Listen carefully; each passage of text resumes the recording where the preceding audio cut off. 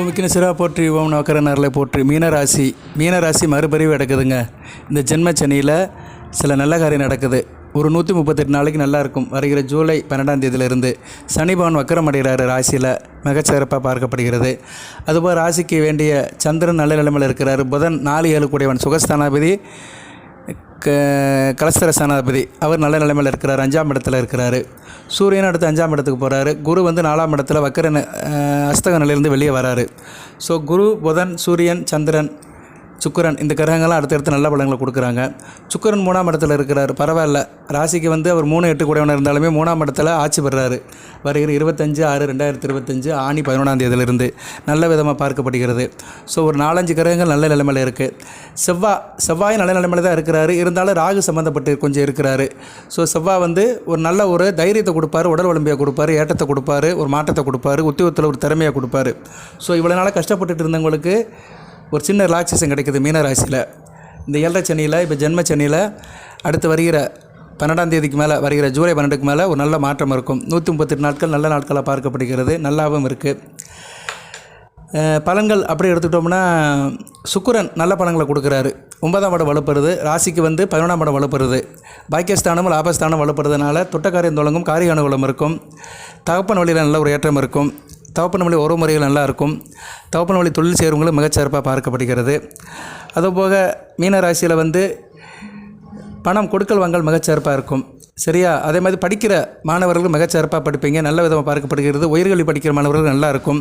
விவசாயம் பண்ணுறவங்களுக்கு மிகச்சிறப்பாக இருக்கும். விவசாயம், வேளாண் உற்பத்தி, தோட்டம், தோப்பு, அதுபோல் செடி கொடி, இப்படி நிறைய இருக்குது. விவசாயத்தில் நிறைய பிரிவு இருக்குது. நஞ்சை, புன்சை, பயிர் தோட்டம், தோப்பு, தென்னந்தோப்பு, மாந்தோப்பு, இது மாதிரி பல வகையில் இருக்கிறவங்களுக்கெல்லாம் நல்லாயிருக்கும். சூரியன் அது நல்லா சிறப்பாக செய்வார். சுக்கிரனும் அதுக்கு உதவி பண்ணுவார். நீர் கிரகம் நிலராசியில் இருக்குது. அதுபோக புதன் சுகஸ்தானாபதி கடகத்தில் நீர் ராசியில் இருக்குது. மிகச்சிறப்பாக பார்க்கப்படுகிறது. தாய் வழியில் நல்ல சிறப்பு இருக்கும். சரியா நேரலை தாய் வழியில் சிறப்பு இருக்கும். தாயால் நல்ல உதவி இருக்கும். வீடு, மனை, வண்டி, வாகனம் யோகம் இருக்கும். வீடு மாறவங்களுக்கு இந்த காலகட்டம் நல்லாயிருக்கும். இந்த ஆனி மாதம் யாரும் மாற மாட்டாங்க. ஆடி 18ஆம் தேதி மாறலாம். அதுக்கு வேண்டிய ஏற்பாடு பண்ணலாம். இல்லைனா வீடு கட்டுறவங்களுக்கு நல்ல ஒரு வாய்ப்பு இருக்கும். வீடு கட்டுற வேலைகள்லாம் ஜருவாக நடக்கும். சுருக்கமாக சொன்னோம்னா, மனை, வீடு சம்மந்தப்பட்ட விஷயங்கள் நல்லாயிருக்கும். ரியல் எஸ்டேட் பிஸ்னஸ் பண்ணுறவங்களுக்கு நல்லாயிருக்கும். பில்டிங் கான்ட்ராக்டுக்கு நல்லாயிருக்கும். பூமி சம்மந்தப்பட்டவங்க, சப்ரிசர் ஆஃபீஸர் வேலை பார்க்குறவங்க, இட புரோக்கர்கள், இப்படி நிறைய சொல்லிட்டு போகலாம். குத்தைக்கு எடுத்து விடுறவங்க, நிலம் குத்தைக்கு வாங்குறவங்க, அடமானம் வைக்கிறவங்களுக்கு நல்லாயிருக்கும். அதுபோக வந்து பில்டிங் கான்ட்ராக்ட்ஸ் நல்லாயிருக்கும். கட்டிட வேலை பார்க்குறவங்க, அந்த வேலையில் இருக்கிறவங்க, கொத்தனார், சித்தாள், கார்பெண்டர், பிளம்பர், எலக்ட்ரிஷியன், இவங்களுக்கெல்லாம் மிகச்சிறப்பாக இருக்கும். கட்டிட வேலை சார்ந்த கட்டிட கலைஞர்கள், அப்புறம் வந்து அந்த கைவினை பொருட்கள் சப்ளை பண்ணுறவங்க, அந்த வேலைக்காரங்க, இவங்களுக்கு நல்லாயிருக்கும். கன்ஸ்ட்ரக்ஷன் ஃபீல்டில் இருக்கிறவங்களுக்கு அடுத்து வருகின்ற நாட்கள் நல்லாயிருக்கும். ஆனி, ஆடி, ஆவணி மாதங்கள் மிகச்சிறப்பாக பார்க்கப்படுகிறது. அதுபோக வந்து புதன் நல்ல நிலைமையில் இருக்கிறாரு. 7 கூடியவன் வந்து 5ஆம் இடத்துல இருக்கிறனால கணவனால் அதிர்ஷ்டம் இருக்கும். கணவன் வழி அந்த என்ன சொல்கிறது, கணவன் வழி சம்மந்தப்பட்ட விஷயங்கள் நல்ல விதமாக பார்க்கப்படுகிறது. அதாவது ஆண் நேர்னா மனைவி, பெண் நேர்னா கணவன் மனைவி சம்மந்தப்பட்ட விஷயங்கள் நல்லாயிருக்கும். ஏன்னா 7 கூடியவன் 5ஆம் இடத்துல இருக்கிறனால இணக்கம் இருக்கும். 2 பேத்துக்குள்ள புரிதல் இருக்கும், பரஸ்பரம் இருக்கும். மறுபறிவு எடுக்கிறீங்க. இவ்வளோ நாள் 7ஆம் இடத்துக்கு நிறைய சிக்கல் இருக்குது. இப்போ 7ஆம் இடத்தை வரை இவர் பார்க்குறாரு. யார் பார்க்குறா? சனி பகவான் பார்க்குறாரு. 7ஆம் இடத்துக்கு திருஷ்டி இருக்குது. 7ஆம் இடத்துக்கும் 10ஆம் இடத்துக்கும் திருஷ்டி இருக்குது, இல்லைன்னு சொல்ல முடியாது. இதுக்கு தான் நான் கற்பனசாமி வழிபாடு பண்ண சொன்னேன். பழைய வீடியோ ஒன்று போட்டிருக்கிறேன். சரியா நேரில் படி 18 மேலே சத்தியம், கற்பனசாமி காப்பான்னு ஒரு வீடியோ போட்டிருக்கிறேன்னு நினைக்கிறேன். மீனராசிக்கு போட்டிருக்கேனா செக் பண்ணிக்கிறேன். ஏன்னா மற்ற ராசிக்கெல்லாம் போட்டிருந்தேன், மீனராசிக்கு போட்டிருக்கேனா அதை செக் பண்ணிக்கிறேன். ஏன்னா இல்லைன்னா அடுத்து வருகின்ற காலத்தில் போட்டிருக்கேன்னு நினைக்கிறேன். சரியா? சரி, அப்படி போடாமல் இருந்தாலும் நீங்கள் வந்து வருகிற நாட்களில் வந்து கற்பனசாமியை கும்பிட்டிங்கன்னா மிகச்சிறப்பாக பார்க்கப்படுகிறது. சரியா? உங்களுக்கு நான் போடலை. மீனராசிக்கு நான் வந்து கற்பனசாமியை பற்றி வீடியோ போடவில்லை. வருகின்ற காலத்தில் போடுறேன். சரியா? இருப்பினும் நான் சில நாட்கள் சொல்கிறேன். அந்த நாட்களில் வந்து வழிபாடு வச்சுக்கோங்க. 28/6/2025 சனிக்கிழமை சனிக்கிழமை பூச நட்சத்திரத்தன்னைக்கு கோயிலுக்கு போங்க. கற்பனசாமி கோயிலுக்கு போங்க. 5/9/2025 சனிக்கிழமை சுவாதி நட்சத்திரம் அன்றைக்கும் கோயிலுக்கு போகலாம். 15/7/2025 செவ்வாய்க்கிழமை சதய நட்சத்திரம் அன்றைக்கும் கோயிலுக்கு போகலாம். 22/7/2025 செவ்வாய்க்கிழமை மிருகசீரிஷ நட்சத்திரம் அன்றைக்கும் கோயிலுக்கு போகலாம். இதில் வந்து செவ்வாய் நட்சத்திரம் வர அன்றைக்கி மிகச்சிறப்பாக பார்க்கப்படுகிறது. ஏன்னா செவ்வாய் வந்து மீன ராசிக்கு ராஜயோகாதிபதி. ஜூலை 15 ஜூலை 22 கற்பனசாமி கோயிலுக்கு போனீங்கன்னா மிகச்சிறப்பாக இருக்கும். சரியா நேர்களே? மற்ற பழங்களெல்லாம் நான் வருகின்ற வீடியோவில் போடுறேன். கற்பனசாமிக்குன்னு ஒரு தனியாக வீடியோ போடுறேன். திருஷ்டி இருக்குது ராசிக்கு இருப்புன்னு. இப்போ வந்து குரு பார்வை இன்னும் வரல. வர ஜூலை 9ஆம் தேதிக்கு மேலே ராசிக்கு 12ஆம் இடத்துக்கு குரு பார்வை வரதுனால திருஷ்டி கொஞ்சம் குறையும். அதுபோக வந்து பள்ளி மாணவர்கள், தொழில்நுட்ப கல்வி படிக்கிறவர்கள், பாலிடெக்னிக், ஐடிஐ, இன்ஜினியரிங் படிக்கிற மாணவர்களுக்கு நல்ல விதமாக பார்க்கப்படுகிறது. அவங்களாம் நல்லா பெர்ஃபார்ம் பண்ணுவீங்க. எதுவும் அரசு தேர்வு, போட்டித் தேர்வு இருந்துச்சுன்னா நல்லா மார்க் ஸ்கோர் பண்ணுவீங்க. நல்ல விதமாக பார்க்கப்படுகிறது.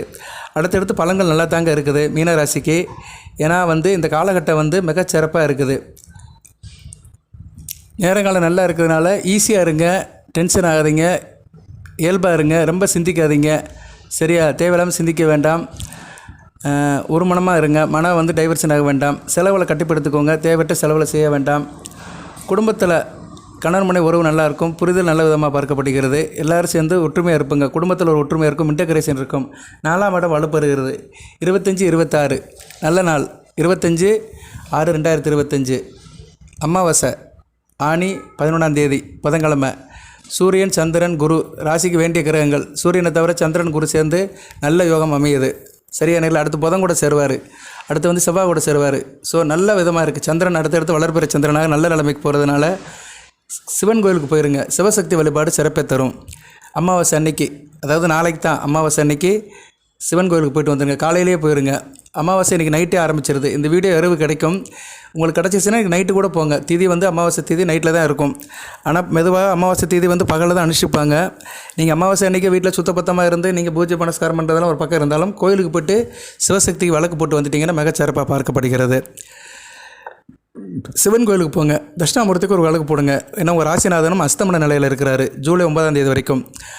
சத்சாமூர்த்தி எந்த அளவுக்கு கும்பிடுறீங்களோ அந்த அளவுக்கு சுகப்படுவீர்கள். சரியா? சுகம் இருக்கும். தேக ஆரோக்கியம் நல்லாயிருக்கும். காரிய அனுகூலம் இருக்கும். தொழிலில் நல்ல ஒரு ஏற்றம் இருக்கும். கொடுக்கல் வாங்கல் நல்லாயிருக்கும். தொழில் குறிப்பாக ஃபினான்ஸ் பண்ணுறவங்க, வட்டி கடை வச்சுருக்கிறவங்க, நகை கடை வச்சுருக்கிறவங்களுக்கெல்லாம் நல்ல ஒரு விதமாக பார்க்கப்படுகிறது. கர்மம் நல்லாயிருக்கும். தொழில் வியாபாரம் பண்ணுறவங்களுக்கு இந்த 7 சனி ஜென்மச்சனியில் மிகச்சிறப்பாக இருக்கும். இதனால தான் நான் சொன்னேன், உத்தியோகம், தொழில், வியாபாரம் இவங்களுக்கெல்லாம் இன்னும் நல்ல நாளாக இருக்க பார்க்கப்படுகிறது. வருகின்ற நாட்கள் யோக நாட்களாக பார்க்கப்படுகிறது. மறுபறிவை எடுத்து வர்றீங்க. மறுபறிவுனா என்ன? ஒரு ரெஃபரன்ஸ் ஆகி வர்றீங்க. பிரச்சனையெல்லாம் கொஞ்சம் தீர்ந்து போச்சு சார். சனி பகவான் வக்கரம் அடைகிறார். ராசியில் பின்னோக்கி போகிறாரு. நல்ல விதமாக பார்க்கப்படுகிறது. அவர் கொஞ்சம் அப்படி ரிலாக்ஸ் ஆகிட்டாருன்னா 2ஆம் இடம் வழுக்கும். ராசிக்கு 3ஆம் இடம் வழுக்கும். 2ஆம் இடம் ஓரளவு நல்லா தான் இருக்கும். ஒன்றும் பிரச்சனை இல்லை. 2 கூட 6ஆம் இடத்துல இருக்கிறாரு. சிம்மத்தில் அதிநட்பில் தான் இருக்கிறாரு.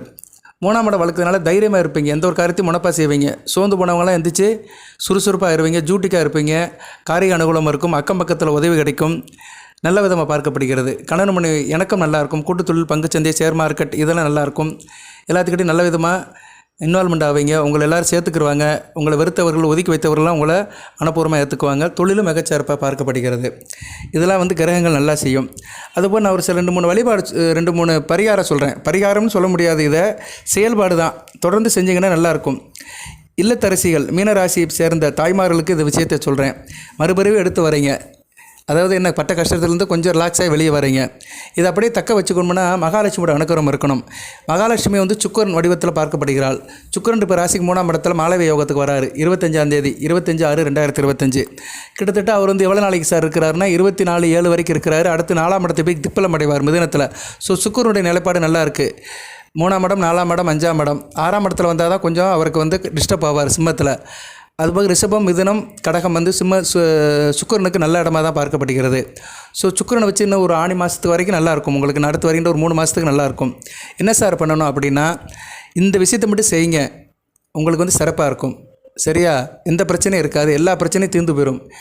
சரியா நேர்களே? நீங்கள் வந்து எந்த சிக்கல் இருந்தாலும் வெளியே வந்துடுவீங்க. அப்படி எப்படி சார் அப்படின்னம்னா, வீட்டில் குத்து விளக்கு ஏற்றுங்க. தினமும் ஏற்றுறது நல்லதான். இல்லைனா வெள்ளி செவ்வாய்க்கு ஏற்றுங்க. வெள்ளி செவ்வாய்க்கு இரவு ஒரு 6 to 7க்குள்ளே ஏற்றிடுங்க. குத்து விளக்கு ஏற்றும்போது நல்லெண்ணெய், விளக்கெண்ணெய் யூஸ் பண்ணுங்கள். இல்லைனா தீபம் எண்ணெய் யூஸ் பண்ணலாம். அதில் வந்து நான் சொல்கிற பொடியை மட்டும் சேருங்க. ஒரு 3 பொருட்களை சேர்த்து ஒரு பொடி மாதிரி அந்த தீபத்தில் போட்டுருங்க. அந்த எண்ணெய் இருக்கிற இடம் இருக்குது பார்த்தீங்களா, குத்து விளக்கில் நம்ம திரி போடுற இடம் இருக்குல்ல, அதில் அந்த பொடியை அப்படியே தூவி விட்டுருங்க. நல்ல விதமாக பார்க்கப்படுகிறது. மகாலட்சுமி பரிபூர்ணமாக அவங்க வீட்டில் இருப்பாள். கற்பூரம், பச்சை கற்பூரம், அடுத்து வந்து மஞ்சத்தூள் வீட்டில் இருக்கும். அடுத்து வந்து கிராம்பு இருக்குது பார்த்தீங்களா, கிராம்பை நுணுக்கிக்கோங்க. நுணுக்கிட்டு 3ஐயும் மிக்ஸ் பண்ணிக்கோங்க. பச்சை கற்பூரத்தை அப்படி நசுக்கினாலே உங்களுக்கு பவுடர் மாதிரி ஆயிரும். அது வந்து சூடமாக தான் இருக்கும். பச்சை கற்பூரம், மஞ்சத்தூள், கிராம்பு பொடி 3ஐயும் ஒரு மிக்ஸ் பண்ணி அந்த குத்து விளக்கில் போட்டுருங்க. எண்ணெய் ஊற்றுற இடத்துல போட்டிங்கன்னா சூப்பராக இருக்கும். நல்ல நறுமணம் வரும். வீட்டில் எந்த நெகட்டிவ் வைப்ரேஷன் இருக்காது. தேக ஆரோக்கியம் நல்லாயிருக்கும். சொன்ன சொல் நல்லாயிருக்கும். வாக்குகள் காப்பாற்றப்படும். பிரச்சனை இருக்காது. ஒருத்தருக்கு ஒருத்தர் அனுசரித்து போவீங்க. குடும்பத்தில் ஒரு நறுமணம் இருக்கும். ஒரு பாசிட்டிவ் வைப்ரேஷன் இருக்கும். ஈ தொல்லை, கரப்பாம்பூச்சி, கொசு, தேவையில்லாத ஜந்துக்கள் வீட்டில் வராது. அந்த நறுமணத்துக்கு வந்து அந்த வாடைக்கு அந்த குத்துவிளக்கு எரிய ஒரு நறுமணம் வரும். அந்த வாடைக்கு வந்து எல்லாமே வீட்டை விட்டு ஓடி போயிடும். வீட்டை சுற்றி ஒரு பாசிட்டிவ் வைப்ரேஷன் இருக்கும். நேர்மறை சக்திக்கு நீங்கள் உள்ளுக்கு வந்துடுவீங்க. நேர்மறை வளையம் உங்கள் வீட்டை சுற்றி பின்னப்படும். என்றைக்கு வீட்டை சுற்றி நேர்மறை வளையம் இருக்கோ வீடு நல்லா இருக்குன்னு அர்த்தம். வீட்டில் எந்த பிரச்சனையும் இல்லை. தேவைகள் பூர்த்தியாகும். சரியான நேரில் இதை செய்யுங்க. அடுத்து வந்து சிவசக்தி அருள் கிடைக்கிறதுக்கு என்ன பண்ணணும்னா, நைட்டில் தூங்கும்போது ஒரு செம்பு, பித்தளை செம்பு அல்லது வெங்கல செம்பு இல்லைன்னா தாம்பர செம்பு, இதில் சின்ன செம்பில் தண்ணி ஊற்றி தலைமாட்டில் வச்சுருங்க.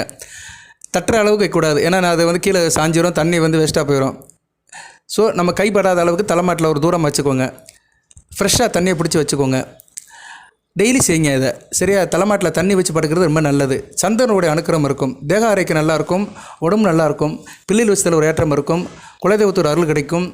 அதிர்ஷ்டம் கை கொடுக்கும். பூர்வ புண்ணிய செஞ்ச பாவங்கள்லாம் வழங்கும். ஸோ தலைமாட்டில் தண்ணி வச்சு படுக்கிறது மிகச்சிறப்பாக பார்க்கப்படுகிறது. தொடர்ந்து செய்யுங்க. நைட்டில் நல்லா தூக்கம் வரும். சில பேருக்கு வந்து தூக்கம் வராது. படுத்தாலும் பரண்டு படுப்பாங்க. நிறைய பிரச்சனை இருக்கும். சரியாக நேரில் தூக்கம் தான் ஒரு மனிதனுக்கு ரொம்ப முக்கியம். நைட்டை நல்லா தூங்கி வச்சிட்டோம்னா மறுநாள் காலையில் நல்லா இருக்கலாம். இது வந்து ஃபிசிக்கலாக உள்ளது, எல்லாத்துக்கும் தெரிஞ்சது தான். ஸோ தூக்கம் கெட்டு போனவனுக்கு தான் துக்கம் இருக்கும். துக்கம் இருக்கிறவனுக்கு தூக்கம் வராது. ஸோ துக்கத்துக்கும் ஒரு கனெக்ஷன் இருக்குது. துக்கம்னா என்ன? கஷ்டம், வருத்தம். ஸோ துக்கம் இருக்கிறவனுக்கு தூக்கம் வராது. சஞ்சலப்பட்டவனுக்கு தூக்கம் வராது. ஸோ சஞ்சலம் இல்லாமல் இருக்கணும்னா நல்லா தூங்கி எந்திக்கணும். ஸோ தூக்கம் வந்து ஒரு மனிதனுக்கு அருமருந்து. தவம் இருந்தாலும் கிடைக்காது நிம்மதி. அந்த நிம்மதியை கொடுக்குற இடம் தூக்கம் தான். அதனால் தலைமாட்டில் ஒரு செம்பு தண்ணியை வச்சு தூங்குங்க. அதுபோக வந்து வெள்ளைப்போடு, பெருஞ்சீரகத்தை எடுத்துக்கோங்க. இதை ரெண்டையும் வந்து ஒரு பொட்டணமாக போட்டுக்கோங்க. ஒரு கோழிக்குண்டு அளவில் 4 வெள்ளைப்போடு, 4 வெள்ளை, கொஞ்சம் பெருஞ்சீரகம், இதை வந்து பொட்டணமாக கட்டி தலைமாட்டில் வச்சுக்கோங்க. எந்த பிரச்சனையும் இருக்காது. ராகு தோஷம் இருக்கிறவங்களுக்கு சரியாக போயிடும். இப்போ ராகு 12ஆம் இடத்துல இருக்கிறாரு. ஏகப்பட்ட சிக்கலை கொடுக்குறாரு, அலைச்சலை கொடுக்குறாரு, செலவை கொடுக்குறாரு, தேவையில்லாத செலவெல்லாம் நிறையா கொடுக்குறாரு. சரியா? லாபத்தில் பாதி விஷயத்தை செலவாக கொடுத்துட்றாரு. பணத்தை சிக்கனம் பண்ண முடியல, பணத்தை சேமிக்க முடியல, சரியாக டெபாசிட் பண்ண முடியல. இப்படிலாம் நினைக்கிறவங்க, பணம் விரயம் ஆகிறவங்கலாம் இதை செய்யுங்க. யாராக இருந்தாலும் செய்யலாம். ஆணாக இருந்தாலும் செய்யலாம், பெண்ணாக இருந்தாலும் செய்யலாம், எந்த வயதுக்கு உட்பட்டாலும் செய்யலாம். இந்த பொட்டணத்தை வந்து தலைமாட்டில் வச்சுக்கணும். சரியா? இதுக்கெல்லாம் கூச்சப்படக்கூடாது. நமக்கு நல்லது நடக்கணும்னா நம்ம வீட்டில் நல்லதாக செய்யணும். சரியா நேரில் இறை வழிபாடுக்கு வந்து சில இது பார்க்கக்கூடாது. சொல்லுவாங்கள்ல, நதி மூலம் பார்க்கக்கூடாது, ரிஷி மூலம் பார்க்கக்கூடாதும்பாங்கள்ல, அது மாதிரி தான். நதி எங்கேருந்து வருதுன்னு பார்க்கக்கூடாது. தண்ணி தாகத்துக்கு தண்ணி கிடைக்க அதை அள்ளி குடிச்சிட்டு போயிட்டே இருக்கணும். இந்த தண்ணி சுத்தமாக இருக்கா, இது எங்கேருந்து வருது, எதை கடந்து வருது, இதுக்கு முன்னாடி அங்கே எவனும் குளிச்சிட்டு இருக்கானா, இதெல்லாம் பார்க்கக்கூடாது. நமக்கு தாகம் தீர்க்குது, தண்ணி கிடைக்குது. அதனால தான் நதி மூலம் ரிஷி மூலம்லாம் பார்க்கக்கூடாது. நீங்கள் வந்து அதெல்லாம் பார்க்காம நம்பிக்கையுடன் இதெல்லாம் செஞ்சீங்கன்னா நிச்சயமாக பலன் அடைவீர்கள். பிரச்சனை தீரும். உங்களுக்கு பர்சன்ட் என்ன பிரச்சனையோ அதெல்லாம் தீரும். என்ன பிரச்சனை உங்களுக்கு தான் தெரியும். ஒவ்வொருத்தருக்கும் ஒரு பிரச்சனை. ஒருத்தவங்களுக்கு பிள்ளை பிரச்சனை, ஒருத்தவங்களுக்கு புருஷன் மேலே பிரச்சனை, ஒருத்தவங்களுக்கு புழப்பே பிரச்சனை, சில பேர் தாமேலே பிரச்சனை. பணம் நிறையா இருக்குது சார், ஆனால் வாய்க்கு ருசியாக சாப்பிட முடியல. கழுத்து நிறைய சக்கரை இருக்குது, சக்கரை வியாதி, ப்ரெஷரு, டென்ஷன், பதட்டம், படபடப்பு எல்லாமே இருக்குது. சரியா? நடக்க முடியல, நடந்தால் மூச்சு வாங்குது. ஏகப்பட்ட பிரச்சனைகள் நிறைய பேர் இருக்கிறாங்க. நிறைய பேர் சொல்ல மாட்டாங்க வெளியே. சரியா? வெளியே பார்க்க பலன்னு இருப்பான், ஆனால் உள்ளுக்கு 1008 பிரச்சனை இருக்கும். அவங்களாம் இந்த இதை செய்யலாம். வீட்லேயே செய்யுங்க. சரியா? அங்கிட்டுங்கிட்டலாம் அலைய வேண்டாம். அவரை பார்க்க இவரை பார்க்க பணத்தை செலவு பண்ணிட்டு அலைய வேண்டாம். இதை மட்டும் செய்யுங்க. நம்பிக்கையுடன் செய்யுங்க. நல்வழிப்படுவீர்கள். இதெல்லாம் நல்ல விதம் பார்க்கப்படுகிறது. ஸோ எதிர்மறை சிந்தனை இருக்காது. அதிர்ஷ்டம் கை கொடுக்கும். குலதெய்வத்தோட அருள் கிடைக்கும். நல்ல விதமாக பார்க்கப்படுகிறது. அடுத்து குரு வந்து நல்ல நிலைமையில் இல்லை. குருக்கு ஒரு பூஜை பண்ணிடுங்க. 26ஆம் தேதி 26/6/2025 ஆணி 12ஆம் தேதி நல்ல அமைப்பு. அன்றைக்கி கிரக நிலையெல்லாம் நல்லா இருக்குது. இரவு 8 to 9. அப்போ கிரக நிலையில் பார்த்தோம்னா மீன ராசி மிகச்சிறப்பாக பார்க்கப்படுகிறது. ராசியில் சனி பகவான் இருந்தாலுமே 2ஆம் இடத்துல சுக்கிரன் இருக்கிறாரு, 4ஆம் இடத்துல சூரிய சந்திரன், குரு, 5ஆம் இடத்துல புதன், 6ஆம் இடத்துல கேது செவ்வாய், 11ஆம் இடத்துல லக்கணம். அருமையான அமைப்பு. லக்கணம் 11ஆம் இடத்துல லாபஸ்தானத்தில் புதன் பார்வையில் இருக்குது. சிறப்புங்க, அருமையான அமைப்பு. சரி, அந்நேரம் இந்த பூஜை பண்ணிடுங்க. 8 to 9 வீட்டில் பூஜை பண்ணுங்கள். பூஜை வந்து சிவன் படம், விநாயகர் படம், குலசாமி படம். குலசாமி படத்தை கண்டிப்பாக நீங்கள் வச்சுருக்கணும் வீட்டில். சார் குலசாமி படம் இல்லை அப்படின்னா குலசாமி கோயிலேருந்து வந்த பிரசாதத்தை வச்சுருங்க. குங்குமம், மஞ்சள், விபூதி வச்சுருங்க. அதுவும் இல்லைன்னா குலசாமி பேப்பர் எழுதி பூஜை அறையில் வச்சுருங்க. சில பேர் வந்து பிடிமண் வாங்கி கூட எடுத்து வச்சுருப்பாங்க. பிடிமண் எடுத்து கூட மஞ்சள் படத்தில் கட்டி நம்ம வீட்டில் குலசாமியை நினச்சி கும்பிடலாம். ஏதோ ஒரு வகையில் வந்து குலசாமியை வந்து நம்ம நினைக்கணும், அதை ரெப்ரசன்ட் பண்ணணும். நெய்வேத்தியத்துக்கு என்ன பண்ணுங்கள், எப்பயும் போல் பூஜை புனஸ்காரம் பண்ணிட்டு கடலை மிட்டாய் வாங்கி வைங்க, இல்லைனா சுண்ட கடலை வைங்க, அவிச்சு வைக்கலாம். உங்கள் சௌரியம் தான். அவசரத்துக்கு செய்ய முடியலைன்னா 10 ரூபா கொடுத்து 2 கடலை மிட்டாய் கடையில் வாங்கி பிரசாதம் வச்சுருங்க. அதோட சுக்கிரனுடைய அனுக்கிரம் இருக்குது, குருவுடைய அனுக்கிரம் இருக்குது. சுக்கிரன் ராசிக்கு இப்போ 3ஆம் இடத்துக்கு போகிறாரு, குரு 4ஆம் இடத்துல இருக்கிறாரு. நல்லா இருப்பீங்க, குடும்பத்தில் வந்து நல்ல ஒரு எனர்ஜெட்டிக்காக ஃபோர்ஸாக இருப்பீங்க. சரியா நேர்களே, கடலை மிட்டாயை வச்சு பிரார்த்தனை முடிங்க. சிவனுடைய நாமத்தை சொல்லுங்கள், குருவுடைய நாமத்தை சொல்லுங்கள், தட்சிணாமூர்த்தி நாமத்தை சொல்லுங்கள். ஓம் குரு பிரம்மா குரு விஷ்ணு குருதேவ் மகேஸ்வர குரு சாஸ்தா பரபரமா தஸ்மைஸ்து குருவே நமக. தேவ குருவே போற்றி, பிரகஸ்பதியை போற்றி, பொன்னானனை போற்றி, மீனராசியில் ஆசியவனை போற்றி, கடகராசியில் உச்சமடைவனை போற்றி, தனுசு ராசியில் மூலத்துருவன் ஆசியவனை போற்றி, புரட்டாதி நட்சத்திர குருவனை போற்றி, விசாக நட்சத்திர குருவனை போற்றி, புனர்பூச நட்சத்திர குருவனை போற்றி. அன்றைக்கி வந்து புனர்பூச நட்சத்திரம் தான். குரு 4, குரு ஓரை, குரு நட்சத்திரம் 3 சேர்ந்து வருது. பிரபஞ்சம் வந்து சில விஷயங்களை நம்மகிட்ட தெரியப்படுத்தும். அந்நேரம் வந்து நம்ம அந்த சம்மந்தப்பட்ட தெய்வத்தை கும்பிட்டோம்னா நல்லாயிருக்கும். கிரகத்தோடைய தெய்வத்தை கும்பிடணும். இப்போ குருனா சிவனை தான் கும்பிடணும், தட்சிணாமூர்த்தியை தான் கும்பிடணும். சரியா, இதை செய்யுங்க. கோயிலுக்கும் போகலாம். இல்லை சார் நான் கோயிலுக்கு போகிறேன்னா கோயிலுக்கு போங்க, சிறப்பு தான். கோயிலில் போய் சிவன் கோயிலுக்கு போய்ட்டு சிவனை கும்பிட்டுட்டு சிவசக்தியை கும்பிட்டுட்டு குரு பவனை கும்பிட்டு வாங்க. மஞ்சத்தூள் பாக்கெட் வாங்கிட்டு போங்க, ஒரு 5 ரூபாய்க்கு வாங்கிட்டு போய் அதை ஒரு பாதத்தில் கொட்டிடுங்க. சரியா, மஞ்சள் பாக்கெட்டை உடச்சி அந்த மஞ்சத்தூளை வந்து கொட்டிடுங்க. கொட்டும்போது வந்து குருவுடைய நாமத்தை சொல்லி கொட்டுங்க. உங்கள் குருவே போற்றி, தேவகுருவே போற்றி, பிரகஸ்பதியை போற்றி, பொன்னானனை போற்றி, கல்லால மலர்ந்த அருள்புருவனை போற்றி, தட்சிணாமூர்த்தியை போற்றி, தென்முக கடவுளை போற்றி, வேதநாயனை போற்றி, ஜோதிலிங்கமே போற்றி, சுடர்லிங்கமே போற்றி, சுந்தரமாலிங்கமே போற்றி, வைத்தியலிங்கமே போற்றி, சங்கரலிங்கமே போற்றி, 1008 சோமலிங்கமே போற்றி, அருணாச்சல ஈஸ்வரா போற்றி, உண்ணாமலதாயை போற்றி, உமையுர்பாமை போற்றி, உமாபதியை போற்றி, பார்வதி பரமேஸ்வரா போற்றி, அம்மைப்பா போற்றி, என் தாய் தந்தையே போற்றி அப்படின்னு சொல்லுங்கள். எப்போ தாய் தந்தைன்னு சொல்கிறீங்களோ அப்போ வந்து தெய்வம் உங்கள் வீட்டுக்கு வந்துடும். ஏன்னா இந்த சிவன சக்தியை தான் தாய் தந்தை. சரியா, குரு தேவகுரு உங்கள் ராசிநாதன் குரு பகவானாக இருந்தாலுமே அவருக்கு உரிய தெய்வமாக தட்சிணாமூர்த்தி தான் பார்க்கப்படுகிறது. தட்சிணாமூர்த்தி யார்? சிவன் தான். தென்பக்கமாக உட்காந்துருக்கிறார், தென்முக கடவுள். சரியா, அதனால் அந்த சிவசக்தியோட அருள் கிடைக்கும். இது வந்து நல்ல விதமாக பார்க்கப்படுகிறது. சரியா நேர்களே, எப்போயுமே வந்து பார்வதி பரமேஸ்வரன் தான் நமக்கு தாய் தந்தை. நம்மளை படைச்சவங்களே அவங்க தான். ஸோ எந்த தாய் தந்தையும் தன் பிள்ளை கெட்டுப்போன்னு நினைக்க மாட்டாங்க. அந்த தாய் தந்தையை வணங்குங்க. நம்மளை பெற்ற தாய் தப்பை யாருனாலும் இருக்கலாம். நம்ம பெற்ற தாய் தப்பன் யாராக இருக்கும், அம்மாவுக்கு ஒரு பேர் இருக்கும், அப்பாவுக்கு ஒரு பேர் இருக்கும். அது இந்த பிறவியில், அடுத்த பிறவியில் யாரோ தெரியல. யாருக்கு நம்ம இப்போ பிள்ளையாக பிறக்க போகிறோமோ அது தெரியாது. பட்னத்தார் சொல்லியிருக்கிறாரு, அப்பன் எத்தனை அப்பனோ, பிள்ளை எத்தனை பிள்ளையோ, ஜென்மம் எத்தனை ஜென்மமோ, இது எத்தனாவது ஜென்மமோ. இந்த ஜென்மமும் நமக்கு தெரியாது, இன்னும் எத்தனை ஜென்மம் எடுக்க போதும் தெரியாது, எத்தனை பிள்ளை பார்க்க போகிறோம் தெரியாது, அடுத்த பிறவியில் தாய் தப்பன் யாரும் தெரியாது. இந்த கூடு விட்டு ஆவி போயிடுச்சுன்னா கூட எவனும் வரப்போகிறதும் கிடையாது. எல்லாம் மாயை பெற்ற பிள்ளை தான் நம்ம. அந்த மாயை தான் நம்ம சதி வலையில் நம்மளை சிக்கலில் விடுது. நல்லது செஞ்சிருந்தோம்னா நல்லதாக இருக்கும், கெட்டது பண்ணோம்னா கெட்டதை அனுபவிச்சுட்டே இருக்கும். கர்ம பலன், போன செஞ்ச பிறவியில் கர்ம பலன். அதனால தான் இந்த பிறவியில் நல்லா இருக்க சொல்கிறோம். சரி, நல்லா இருக்குதுன்னா எப்படி? நம்ம முதல் நல்லா இருக்கணும். அக்கம் பக்கத்தில் இருக்கிறவங்க நல்லா பேசணும். சொந்த பந்தத்துக்கிட்ட இணக்கமாக இருக்கணும். ஒருத்தர் கெடுதல் செஞ்சானுமே அவனுக்கு நல்லது செய்யணும். சரி, அவனை கேட்கணும், நல்லா இருக்கியான்னு கேட்கணும். பக்கத்தில் போகணும், அவங்க வீட்டுக்கு போகணும், உபசரிக்கணும், நல்ல வார்த்தை நாலு பேசணும். இந்த ஜடம் எதுக்கு இருக்குது? இந்த ஜடம்னா என்ன? இந்த உடம்பு எதுக்கு இருக்குது? இந்த உடம்பு வந்து நல்ல வார்த்தை பேச தானே இருக்குது. 4 பேர் ஆசீர்வாதம் பண்ண தானே இருக்குது. கேட்கணும், பேசணும். நான் சும்மா படிச்சுட்டேன், பெரிய ஆள் ஆகிட்டேன், ஏன்னா அங்கே போகிறேன், இங்கே போகிறேன், அமெரிக்காவுக்கு போகிறேன், ஜப்பானுக்கு போகிறேன். நீ எங்கே போனாலும் எங்கேயோ ஒருத்தங்கிட்ட நீ இருந்தானே ஆகணும். அமெரிக்கா போனவெல்லாம் அடிமை வேலை தானே பார்க்குறான். இந்தியாவிலேருந்து அமெரிக்கா போனவன ராஜாவாக இருக்கிறான், அடிமை. பயந்துக்கிட்டே இருப்பான், எப்போ ட்ரிம்மு வெளியே போக சொல்லுவான்னு. எதுக்கு சொல்ல வரேன்னா, இது மாயை பெற்ற பிள்ளைகள் தான் நம்ம. சரியா நேர்கள்? அதனால் அந்த இதை புரிஞ்சுக்கோங்க, சூட்சுமத்தை புரிஞ்சுக்கோங்க, அந்த பிறப்பின் நோக்கத்தை புரிஞ்சுக்கோங்க. இந்த பிறப்பின் நோக்கம் ஒன்றும் கிடையாது. ஏதோ இந்த பிறவியில் இவங்களுக்கு பிறந்திருக்கும், அடுத்த பிறவியில் எவனுக்கு பிறக்க போகிறோமோ யாருக்கும் தெரியாது. அந்த ஈசனுக்கு தான் தெரியும், அந்த சிவசக்திக்கு தான் தெரியும். ஸோ அந்த சிவசக்தி அருள் வந்து நம்மளுக்கு எப்பயும் காக்கணும்னா அந்த தாய் தப்பனுடைய நாமத்தை சொல்லுங்கள். சரியா, தாய் தந்தையே போற்றி, மீனாட்சி சுந்தரேஸ்வரா போற்றி, சொக்கநாதா போற்றி, சோமசுந்தர கடவுளே போற்றி, ஆடாளரசே போற்றி, அம்பலவாணனே போற்றி அப்படின்னு அந்த சிவசக்தி நாமத்தை சொல்லுங்கள், சுகப்படுவீர்கள். சரியா நேர்களே? மீனராசி ஏற்கனவே வந்து ஒரு நீர் ராசி, குருவின் ராசி, ஆன்மீகம் உள்ள ராசி, காலபுருஷ சக்கரத்தின் 12ஆம் ராசி, மோட்ச ஸ்தானம். மீனராசி தான் இருக்கிறதுலே வந்து கடைசியாக உள்ள ராசி. அது ஒரு மனிதன் பிறக்கிறது வந்து மேசத்தில், முடிக்கிறது வந்து மீனத்தில், அந்த காலபுருஷ சக்கரத்தில். ஸோ மீனம் தான் வந்து மோட்சம். கடைசியாக இந்த கூட விட்டு உடல் ஆவி வெளியே போகிறது குறிக்கிற இடம் மீனம் தான்.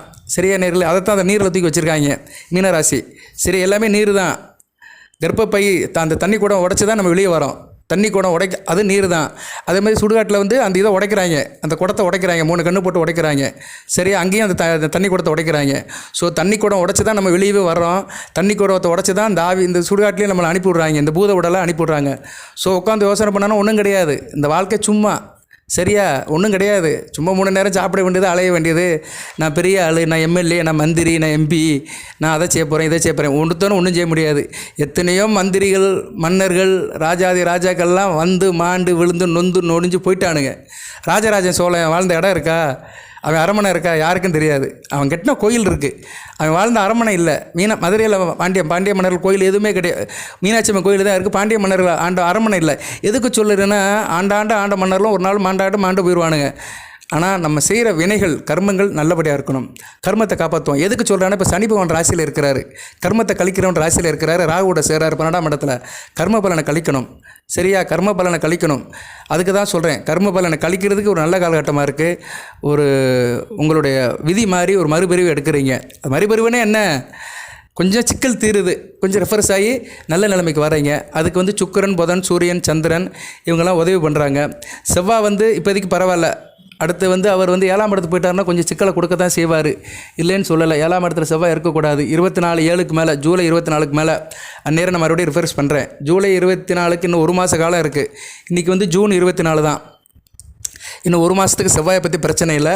ஆனால் செவ்வாய் வந்து ராசிக்கு எந்தெந்த இடத்த பார்க்குறாரு, 9ஆம் இடத்தை பார்க்குறாரு. ராசிக்கு வந்து 12ஆம் இடத்தை பார்க்குறாரு, ராசியை பார்க்குறாரு. 9ஆம் இடம் அப்பாவை பார்த்துக்கோங்க, அப்பா வழி உறவை பார்த்துக்கோங்க.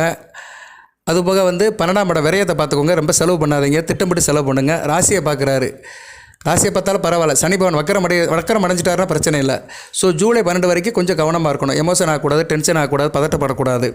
காலபைரவர் வழிபாடு செய்யுங்க, சரியா? தேய்பிரை அஷ்டமணிக்கு காலபைரவரை கும்பிடுங்க. காலபைரவர் சிவன் தான், சிவனுடைய அம்சம் தான் காலபைரவர். கரெக்டாக வருதா, மேட்ச் ஆகுதா? நான் அதை தான் சொன்னேன், சிவசக்தியை கும்பிடுன்னு சொன்னேன்.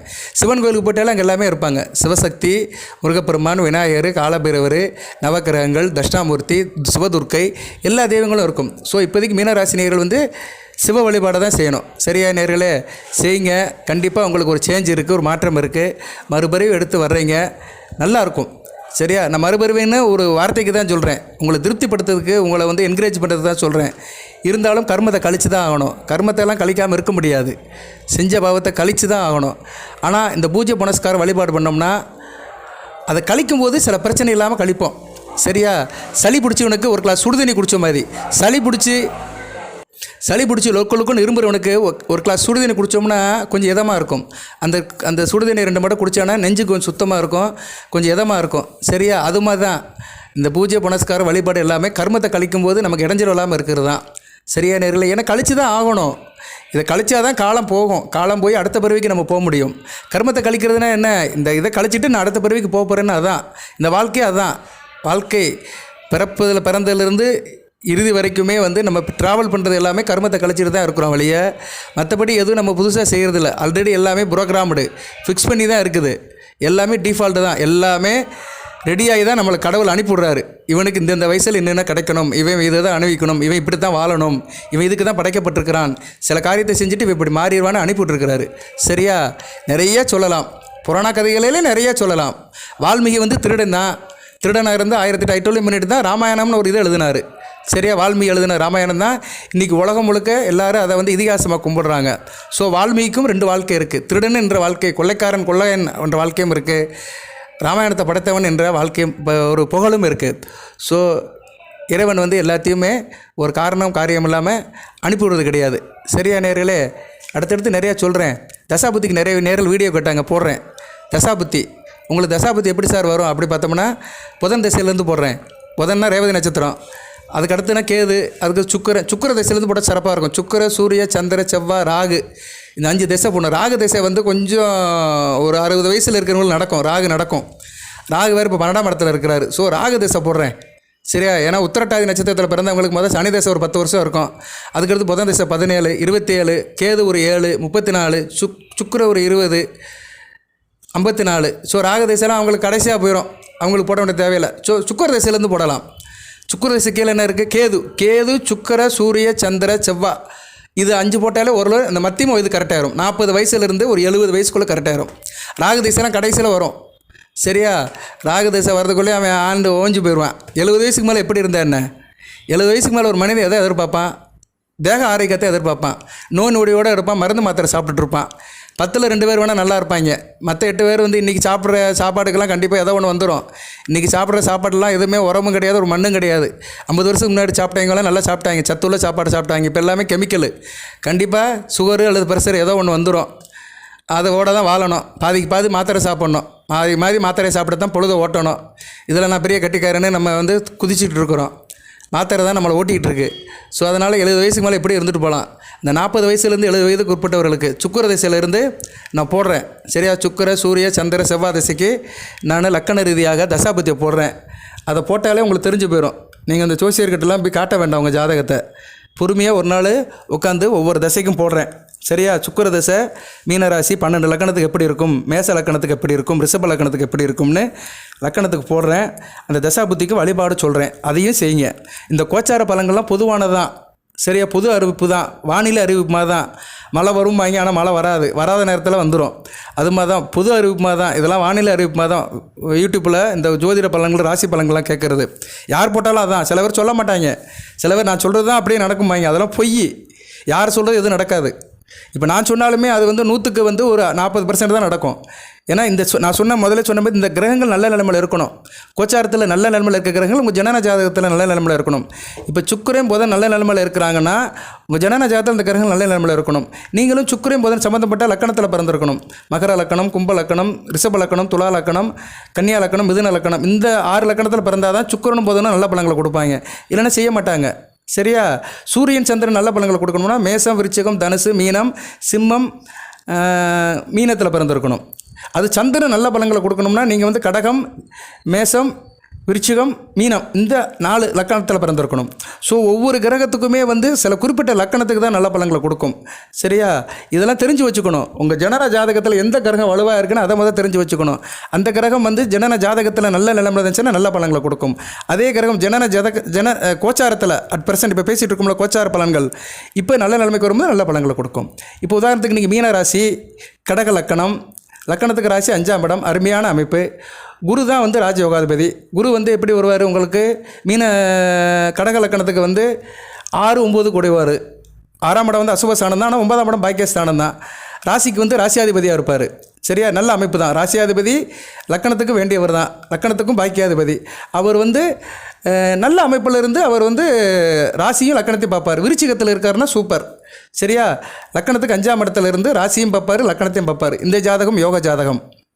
இவங்களுக்கு குருதிசை வருமா சார் அப்படின்னா, குருதிசை வந்து இவங்களுக்கு வந்து வரதுக்கு வாய்ப்பு ரொம்ப கம்மி. ஏன்னா பூரட்டாதி 4ஆம் பாதத்தில் பிறந்தால் கொஞ்சம் வயசில் பிறந்த காலத்தில் வந்திருக்கும். உத்திரட்டாதிக்கு சத்தியமாக குருதிசை வராது. ரேவதிக்கு வந்து கடைசியில் வரும். சரியா, கடைசி 90 வயசில் குருதிசை வந்து என்ன ஆக போகுது, ஒன்றும் கிடையாது. ஸோ இப்படி அமைப்பில் பிறந்தாலுமே மீனராசிக்கு குருதிசை வராது. என்றைக்குமே ஒரு ராசிக்கு வந்து ராசிநாதன் தசை வரணுங்க. ராசிநாதன் தசை வந்தால் தான் உடலும் மனனும் நல்லாயிருக்கும். மீனராசிக்கு அன்லக்கின்னு சொல்லலாம். ஏன்னா குரு தசை வர்றதுக்கு வாய்ப்பு இல்லை. அப்போ குரு எப்படி சார் பலனை கொடுப்பாரு? குரு எந்த வீட்டில் இருக்கிறாரோ அந்த வீட்டு தசாநாதன் வரும்போது கொடுப்பாரு. செவ்வாய் திசையில் கொடுப்பாரு. விருச்சிகத்தில் இருந்தார்னா செவ்வாய் திசையில் கொடுப்பாரு. சரியா, செவ்வாய் திசை வயசான காலத்தில் வரும். ரேவதி நட்சத்திரத்தில் பிறந்தவங்களுக்கு ஒரு 50-60 வயசுக்குள்ளே வரும். சரியா, அவங்களுக்கு வந்து அந்த செவ்வாய் திசை சிறப்பாக இருக்கும். குரு அதை தூக்கி கொடுப்பாரு. இல்லைனா குரு புத்தியில் வரும். மற்ற திசையில் குரு புத்தி வரும்போது குரு நல்ல பலன்களை கொடுப்பாரு. ஸோ இப்படி தான் ஜோதிடத்தில் நிறையா இருக்குது. ஜோதிடத்தை பற்றி பேசுகிறோம்னா கடலில் காயத்தை கரைச்சி விட்ட மாதிரி தான். கடலில் பெருங்காயத்தை கரைச்சா பார்க்க முடியுமா? அது மாதிரி தான் ஜோதிடத்தில் நிறையா இருக்குது. நிறையா பேசிட்டே போகலாம். உள்ளது இதுதான். ஜனன ஜாதகத்தில் உள்ள கிரகம் நல்ல நிலைமையில் இருந்து அது கோச்சாரத்துக்கு நல்ல நிலைமையில் வரும்போது நல்லாயிருக்கும். இந்த குரு கோச்சாரத்தில் அடுத்த பயிற்சியில் நல்ல பலன்களை கொடுப்பாரு. இப்போ நான் சொன்ன அமைப்பில் மீனராசி, கடக லக்கணம், குரு வந்து விருச்சிகத்தில் இருக்கிறாரு. அடுத்த பயிற்சி நல்லா இருக்கும் இவங்களுக்கு. இந்த அமைப்பில் இருக்கிறவங்களுக்கு அடுத்த குரு பயிற்சி நல்லாயிருக்கும். ஏன்னா அடுத்த குரு பயிற்சி குரு வந்து கடகத்துக்கு தான் வராரு. கடகத்துக்கு வந்து நல்ல அமைப்பில் நல்ல பலன்கள் கொடுப்பார். ஏன்னா கோச்சாரத்திலே நல்ல பலன்கள் இருக்கிறாரு. ஜனன ஜாதகத்தில் நல்ல நிலைமையில் இருக்கிறனால அந்த குரு பயிற்சி 1 வருஷத்துக்கு அந்த மீனராசிக்கு நல்லாயிருக்கும். அவங்களுக்கு 7.5 சனியாக இருந்தாலும் சரி, என்ன தசாபுத்தி நடந்தாலும் சரி, குரு வந்து அதை கொடுப்பாரு. அவர் எதுக்காக படைக்கப்பட்டிருக்காரோ அதை கொடுப்பாரு. பணத்தை கொடுப்பாரு. பிள்ளைகள் விஷயத்தில் நல்ல ஒரு ஏற்றத்தை கொடுப்பாரு. ஏன்னா தனகாரகன் அல்லவா, பொருளை கொடுப்பாரு, பணத்தை கொடுப்பாரு. அடுத்து புத்திரகாரகன், பிள்ளைகள் விஷயத்தில் நல்ல ஒரு பெருமையை கொடுப்பாரு. பிள்ளையோட திருமணம், வேலைவாய்ப்பு இதெல்லாம் நல்லபடியாக நடக்கும். அதுபோக அவர் வந்து ராசிக்கு எப்படிப்பட்டவர், 1-10 கூடியவர். தொழிலை கொடுப்பாரு, வியாபாரத்தை கொடுப்பாரு, கர்மத்தை நல்லபடியாக செய்ய வைப்பார். உங்களை நல்லபடியாக வச்சுக்குருவார். ராசிநாதன் அல்லவா, மனதாலும் உடலாலும் நல்ல வச்சுக்கிறாரு. இப்படித்தான் பலன்கள் போகும். சரியா நேரில் இதெல்லாம் புரிஞ்சுக்கிறது கொஞ்சம் அனுபவம் வேணும். எல்லாத்துக்கும் புரியாது. இப்போ ஒரு 20 வயசில் கேட்குற பையனுக்கு இதெல்லாம் புரியாது. என்னடா இந்த ஆளுங்கிறான், லக்கணங்கிறான், ராசிங்கிறான், கோச்சாரங்கிறான், அவனுக்கு அந்த வார்த்தையோட அர்த்தமே புரியாது. கோல்சாரம்னாலே நிறைய பேருக்கு தெரியாது.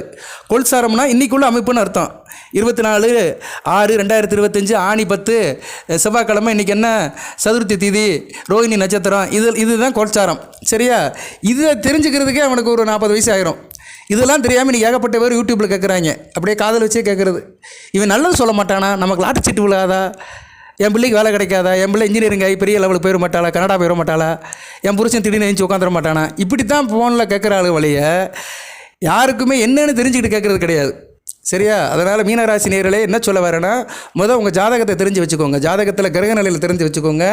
அடிப்படையாக சில விஷயங்களை தெரிஞ்சு வச்சுக்கோங்க. வேத ஜோதிடத்தின் அடிப்படையாக சில விஷயத்தை தெரிஞ்சு வச்சுட்டா தான் கோச்சார பலன்கள் நல்ல முறையில் உங்களுக்கு ரீச் ஆகும். இல்லைன்னா உங்களுக்கு ரீச் ஆகாது. சரியா? இன்றைக்கி நிறைய பேர் கட்டுக்கதையெல்லாம் சொல்லிட்டு இருக்கிறான். மீனராசிக்கு நட்சத்திரத்தை பற்றி சொல்கிறது கிடையாது, அந்த நாளை பற்றி சொல்கிறது கிடையாது, கிரக அமைப்பை பற்றி சொல்கிறது கிடையாது. ஏதோ மீனராசியில் பிறப்பதற்கு விதி விட்ட வழி. விதி வந்து மீனராசியை தூக்கி பிடிக்குது. விதியும் பிடிக்காது, மதியும் பிடிக்காது. சரியா? வேறு வேலை இல்லையா பிரம்மனுக்கு? பிரம்மன் ஒருத்தர் இருக்கிறாரு, ஒரு யூகத்தில் தான் சொல்கிறாங்க. சரியா? எல்லாமே யூகத்தின் அடிப்படையில் தான் இங்கே பின்னப்பட்டு இருக்குது வழிய. கால்குலேஷனுங்கிறது ஒன்று இருக்குது, அறிவியல் கணக்கு. வேத ஜோதிடங்கிறது ஒரு அறிவியல் கணக்கு தான். சரியா? அப்படி தான் கொண்டு போனோம். மாயாஜால சங்கதிகள்லாம் இங்கே வேலை கிடையாது. வேத ஜோதிடத்தில் வேலை கிடையாது. எல்லாமே கால்குலேஷன் தான். நேரங்காலம் எல்லாமே கால்குலேஷன் தான். நேரம்னால என்ன? கடிகாரத்தை பார்த்து சொல்கிறது தானே நேரம். அது சயின்ஸ் தானே. அப்போ அதுக்கு கணக்குள்ள வந்துருச்சுல. சயின்ஸுனாலே கணக்கும் இதுவும் வந்துருச்சு, அறிவியலும் வந்துடுது. ஓகே, வாழ்த்துக்கள். பூரட்டாதிக்கு எப்படி சார் இருக்குது? பூரட்டாதிக்கு ஜூலை 7க்கு மேலே கொஞ்சம் நல்லாயிருக்கும். உத்திரட்டாதி கொஞ்சம் சிக்கல் தான். சரியா? இருந்தாலும் ஜூலை 12க்கு மேலே கொஞ்சம் நல்லாயிருக்கும். ஏன்னா சனி பகவான் கொஞ்சம் ரிவர்ஸ் ஆகிறாரு, கிரிப்பிலேருந்து பின்னோக்கி போகிறாரு, நட்சத்திரத்துலேருந்து கொஞ்சம் பின்னோக்கி போகிறதுனால கொஞ்சம் ரிலாக்ஸ் ஆவீங்க. ரேவதிக்கு நல்லாயிருக்கும். ரேவதிக்கு வந்து புதன் நல்ல நிலைமையில் இருக்கிறாரு, நல்லாயிருக்கும். சரியா? நல்ல விதமாக தான் பார்க்கப்படுகிறது. இருந்தாலும் ரேவதி நட்சத்திரக்காரங்க கொஞ்சம் பாசிட்டிவ் அப்ரோச்சில் இருங்க, நெகட்டிவ் அப்ரோச்சில் இருக்காதீங்க. ஏன்னா கடகத்தில் புதன் பகைமையாகி தான் இருக்கிறாரு. தனிமையாக இருந்தாலுமே அவர் வந்து பிடிக்காத இடத்துல தான் இருக்கிறாரு. அமாவாசைக்கு மேலே நல்லாயிருக்கும். வளர்பிறை சந்திரன் காலத்தில் நல்லாயிருக்கும். வருகிற 26ஆம் தேதிக்கு மேலே இருந்து நல்லாயிருக்கும். வர ஜூன் 26க்கு மேலே இருந்து ரேவதிக்கு வந்து கொஞ்சம் நல்லபடியாக போகும். இதெல்லாம் நான் கிரகத்து நிலையை வச்சு சொல்கிறேன். கோச்சாரத்தில் இந்த புதன் வந்து ராசியில் நல்லா இருக்கணும். ஜனன ஜாதகத்தில் நல்லா இருந்தாருன்னா நல்ல பலன்களை கொடுப்பார். ஓகே, வாழ்த்துக்கள். எல்லாம் வல்ல இறைவன் மீனராசி நேயர்களுக்கு சில சௌபாகியத்தையும் சில ஐஸ்வர்யத்தையும் சில நன்மையும் கொடுப்பார். அனைத்து நலங்கள் வளங்களை பற்றி தேக ஆரோக்கியத்துடன் தீர்க்காலுடன் நீடியோடி வாழ்க, நிறைந்த வளம் பெறுக. நன்றி நேயர்களே.